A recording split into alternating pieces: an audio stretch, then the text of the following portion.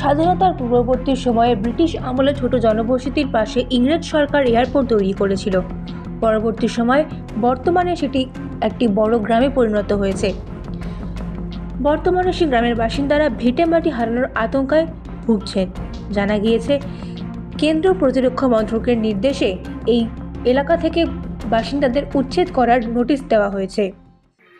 না না স্যার, আমরা 1942 সাল থেকে মানে ব্রিটিশের আগে এখানে রয়েছি। এবার ব্রিটিশ এসে নোটিশ দিয়েছে, তখন দ্বিতীয় বিশ্বযুদ্ধ চলাকালীন আমাদের এখান থেকে গ্রাম থেকে সরে যাওয়ার নোটিশ দিয়েছিল 6 মাসের জন্য, আফটার 6 মান্থ। তারপর আবার ধরুন 47-এ যখন স্বাধীন হয়ে যায়, তখন এবার মাতৃভূমিতে যে যার ফিরে আসে। সেই থেকে আমাদের জন্ম নেই, জন্মের আগে থেকে আমরা এখানে বসে রয়েছি, মানে আমাদের বা ঠাকুরদাদা থেকে 5 পুরুষ।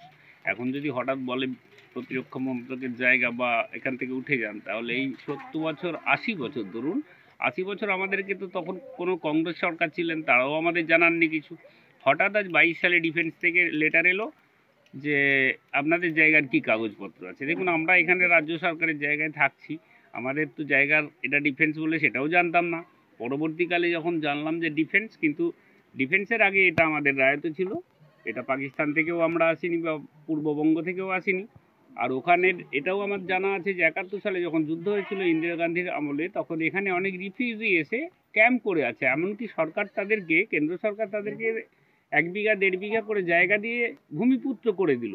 আর আমরা ধরুন আমাদের এখানে স্বাধীনতা হওয়ার পরে, আমাদের মাতৃভূমিতে ফিরে আসার পর আমাদেরকে বলা হচ্ছে এখানের ভূমিপুত্র। না, বাড়ি কেন ছাড়বো? বাড়ি ছাড়তে যাব না, আমার এখানেই জন্ম, এখানেই আমার বাড়ি।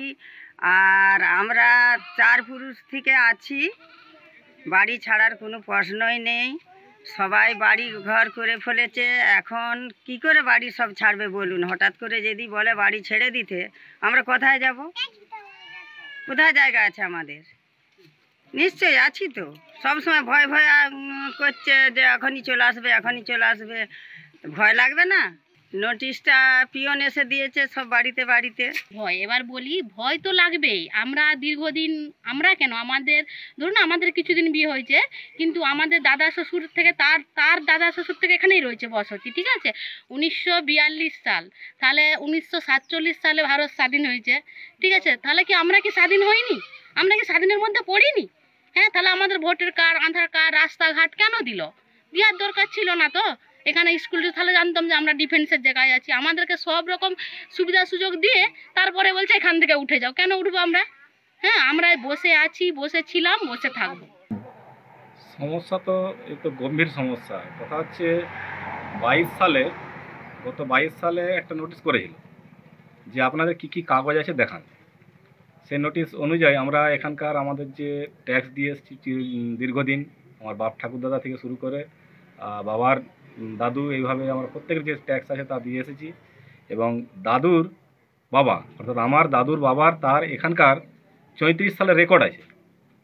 1934 সালের 39 সালে যেটা আমরা শুনেছি বাবার মুখে বা দাদুর মুখে শুনেছি, 39 সালে ব্রিটিশ গভর্নমেন্ট ছিল। সেই সময় এখানকার আমাদের প্রায় 15-20 ঘর বসতি ছিল এই রাস্তার এই পাশটা, কমলা মৌজায়।